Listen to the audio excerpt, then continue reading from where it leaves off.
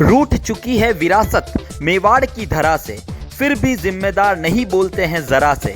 उदयपुर शहर के सूरजपोल चौराहे की बिगड़ती दशा को लेकर पहले भी कई बार जनप्रतिनिधि और समाज सेवी आगे आए थे और उनकी आवाज भी जिम्मेदारों के कानों तक तो पहुंची, लेकिन सत्तारूढ़ पार्टी ने अपनी मनमर्जी से शहर को चलाने की इच्छा शक्ति को लेकर सभी बातों को अनसुना कर दिया और देखते ही देखते सूरजपोल चौराहे को बड़ा कर दिया गया।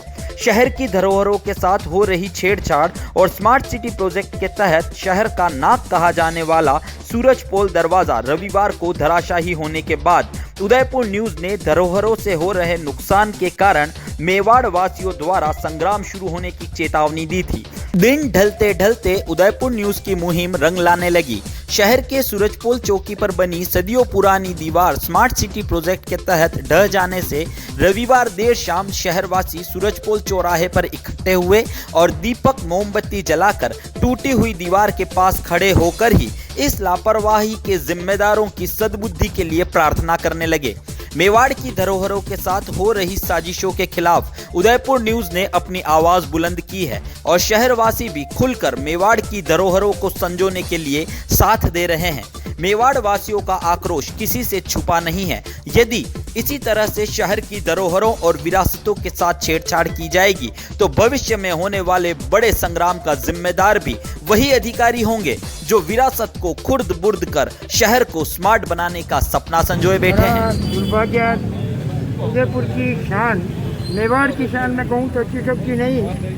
ये सूरजपोल गेट और सूरजपोल चौराहा जहाँ सूर्य की पहली किरण गिरती है, आज इस नाकारा नगर निगम की लापरवाही के कारण ये हमारे शहर की शान, ये धरोहर आप देख रहे हैं, ये धराशायी हुई है।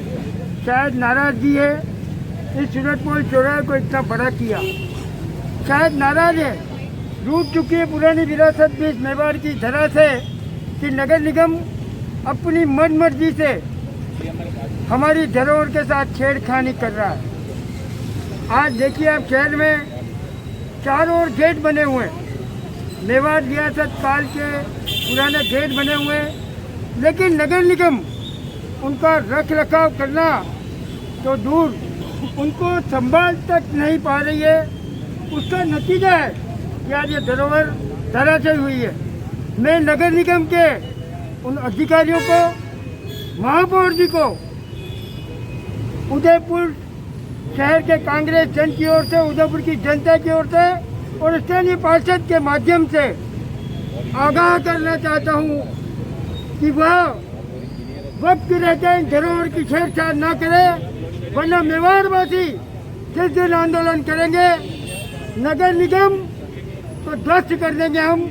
यह हमारा फैसला है। सूरजपोल क्षेत्र में अतिक्रमण के नाम पर ये दूसरा हमला है हमारी धरोहर पर।